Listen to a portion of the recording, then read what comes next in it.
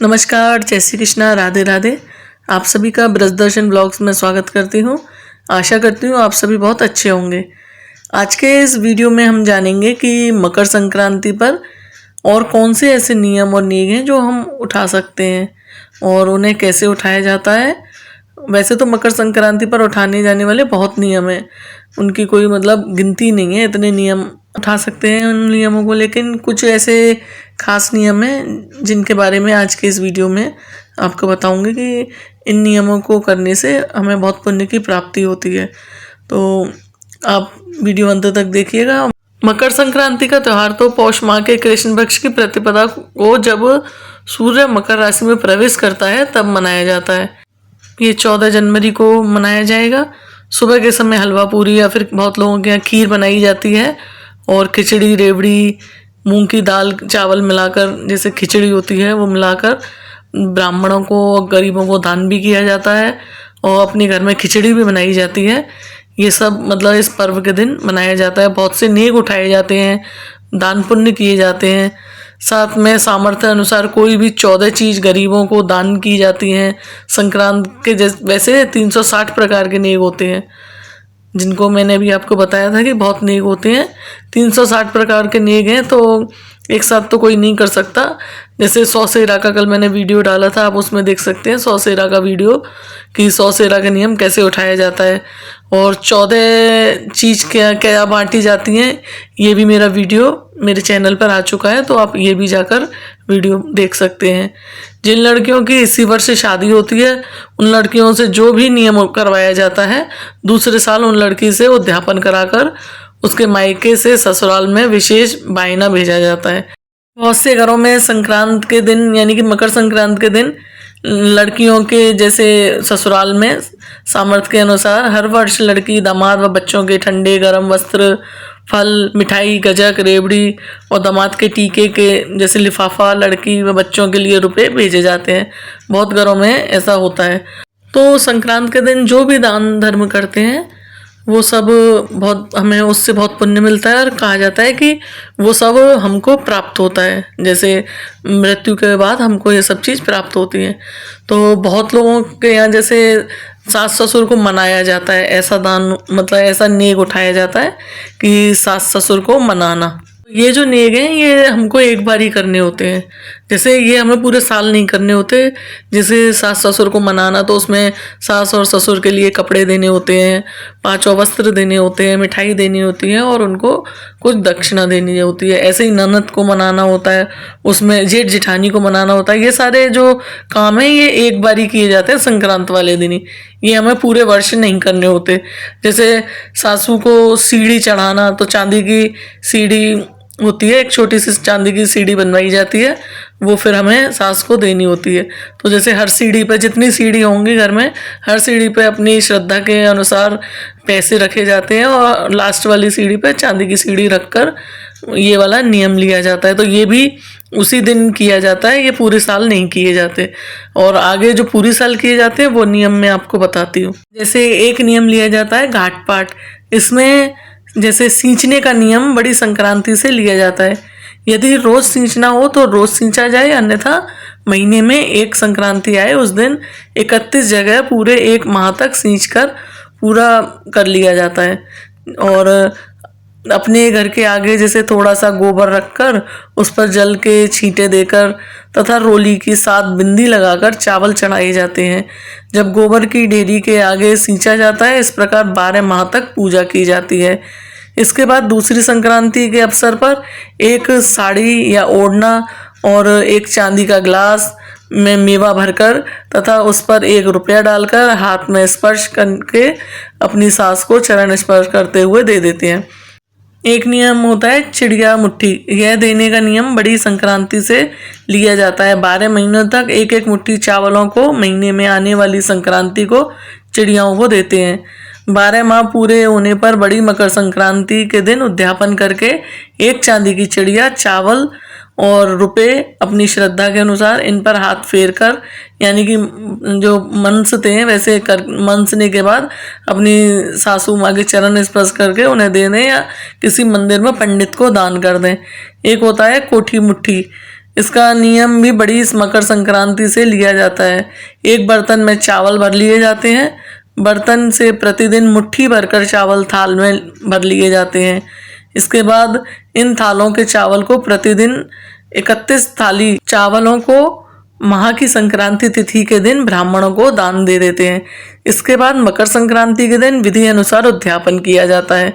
उद्यापन के दिन एक बड़े बर्तन में चावल और रुपए रखकर हाथ से स्पर्श करके यानी कि मंस कर अपनी सासू के चरण स्पर्श करके दे दिए जाते हैं। जैसे ये भी नियम उठा सकते हैं, भगवान के पट खुलवाना इसे बोलते हैं। तो किसी भी मंदिर में भगवान के लिए एक पर्दा भिजवा दिया जाता है। उसके बाद मंदिर के पुजारी से पर्दा हटवाकर एक थाली में मिठाई रुपए रखकर भगवान की प्रतिमा को प्रणाम करके समर्पित कर दी जाती है। ये भी बस संक्रांति वाले दिन ही एक ही दिन किया जाता है, ये पूरे वर्ष नहीं किया जाता। ऐसे ही एक और नियम होता है, रूठी हुई सासू जी को मनाएं। संक्रांति के दिन सासू जी गुस्सा होकर अपने कमरे को छोड़कर किसी दूसरे कमरे में बैठ जाती हैं। इस पर बहू रूठी सासू जी को मनाकर उन्हें कपड़े पहनाकर रुपए देती है और इनके चरण स्पर्श करती है। सासू जी से निवेदन करती है कि वे अपने कमरे में चलें। इस पर सासू जी अपने कमरे में आकर और प्रसन्न होकर अपनी बहू को आशीर्वाद देती हैं। एक नियम होता है, नंदोई का झोला भरें, जैसे उनका गोजा भरना बोलते हैं। तो नंदोई के घर जाकर गीत गाते हैं और नंदोई के कपड़ों में कमीज, बनियाइन, पैंट, रुमाल, दुपट्टा इत्यादि रखते हैं। नंदोई और गर्म कपड़े भी रख सकते हैं। नंदोई को दुपट्टा उड़ाकर उसमें मेवा, मिठाई और रुपए रखकर और तिलक करके गोला देते हैं। इसके बाद एक थाल में मेवा मिठाई रखकर नंदोई के आगे रख देते हैं। ऐसे बहुत से नियम धर्म हैं जो हम कर सकते हैं और इनमें से कुछ नियम तो हमें अवश्य करना चाहिए। जैसे गाय से भाईला लेना, इसमें किया जाता है कि एक साल तक 365 दिन तक हमें ये नियम करनी है। ये वाले जो गाय से भाईला लेना है या चिड़ियों को दाना खिलाना है, ये 365 दिन तक करते हैं। तो गाय से भाईला लेने में हम गाय को रोटी खिलाते हैं और जब कुछ खाना खिलाते हैं, हरा चारा खिलाते हैं। तो जब ये पूरा एक साल 365 दिन हो जाए तो फिर गाय के गौशाला में जाकर उसे चारा देते हैं। ऐसे ही एक साल तक हम घर के बाहर दीपक जला सकते हैं। अपने 365 दिन तक हम घर के बाहर दीपक जलाएं या किसी शिवालय में आकर हम दीपक जलाने का नियम उठा सकते हैं।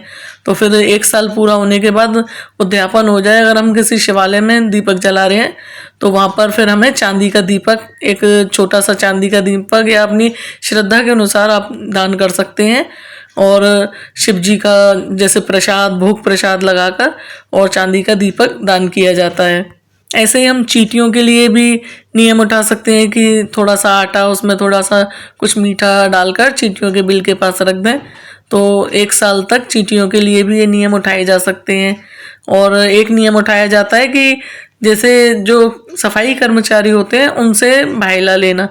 तो उनसे हमें अपना दरवाजे पर रोज़ झाड़ू लगवानी होती है और फिर उन्हें बैठा के अपने दरवाजे पर ही खाना खिलाया जाता है, उन्हें भोजन कराया जाता है और उन्हें दक्षिणा दी जाती है।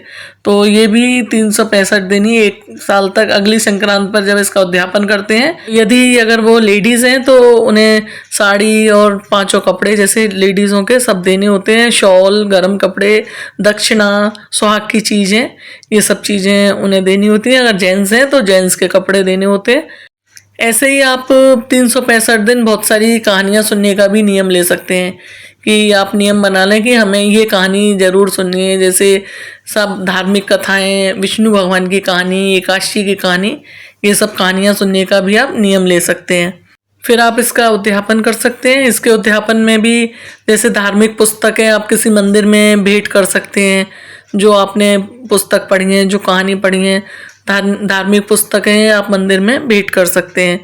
तो इसी तरीके से कई नियम हैं जो हम अलग अलग तरीके के नियम हम उठा सकते हैं।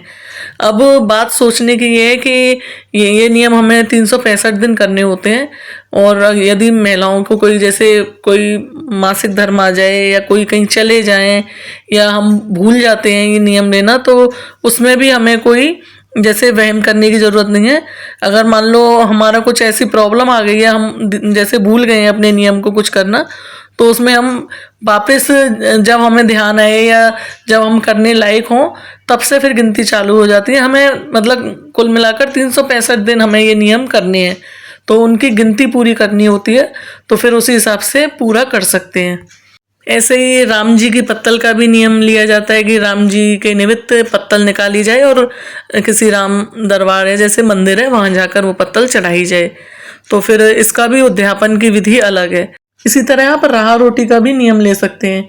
जैसे गली मोहल्लों में स्ट्रीट डॉग होते हैं तो उनको आप रोटी खिला सकते हैं, उनको रोज 365 दिन तक आप रोटी दे सकते हैं, खाना खिला सकते हैं, बिस्किट खिला सकते हैं, तो ये नियम भी आप कर सकते हैं। तो मित्रों ये थे कुछ ऐसे नियम जो कि हम संक्रांत पे कर सकते हैं। दान पुण्य या जो भी नियम आप कर रहे हैं, चाहे कहानी सुनना हो या कोई दान पुण्य हो, जो भी आप कर रहे हैं उसका उद्यापन आप अवश्य करें, क्योंकि उद्यापन किए बिना हमारे ये जो नियम है इनका संकल्प पूरा नहीं हो सकता। तो ये थी कुछ नियम, और नियम मैंने बताए 365 नियम होते हैं, जो कि उनमें से मैंने कुछ नियम आपको बताए हैं। आप कैसा भी नियम इनमें से उठा सकते हैं। ऐसे ही जिस दिन से आप शुरू कर रहे हैं उस दिन संक्रांति से कर रहे हैं तो संक्रांति वाले दिन आप संकल्प लें और भगवान से प्रार्थना करें कि मेरे ये मनोरथ पूरा करने में मेरी सहायता करें, और फिर जब आपका ये मनोरथ पूरा हो जाए तो आप उद्यापन करें। और संक्रांत पे 14 चीज़ भी आप बांट सकते हैं। 14 नहीं बांट सकते तो आप 1 बांट सकते हैं, 4 बांट सकते हैं, 3 बांट सकते हैं। तो आप चीज मतलब कुछ ना कुछ आप जरूर करें संक्रांत के दिन, और जो आपके सामर्थ्य हो, जो श्रद्धा हो, वो हमको करना चाहिए। हम सुहाग की चीजें भी संक्रांत के दिन बांट सकते हैं, सुहाग पिटारी बनाकर वो भी हम दान कर सकते हैं।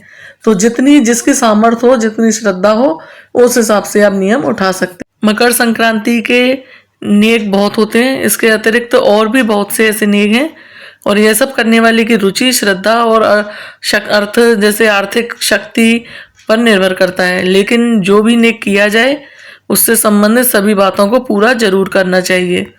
तो ये कुछ आइडिया थे जो आपको पसंद आए होंगे कि आप इनमें से कौन कौन से नेक कर सकते हैं। और भी अगर आपको कोई जानकारी चाहिए तो आप मुझे कमेंट बॉक्स में पूछ सकते हैं। आप सभी को मकर संक्रांति की हार्दिक शुभकामनाएं। यदि आपको ये जानकारी पसंद आए, आपके लिए थोड़ी सी महत्वपूर्ण हो, तो आप वीडियो को लाइक ज़रूर करें, शेयर करें, और चैनल पर नए चैनल को सब्सक्राइब करें। जय श्री कृष्णा, राधे राधे।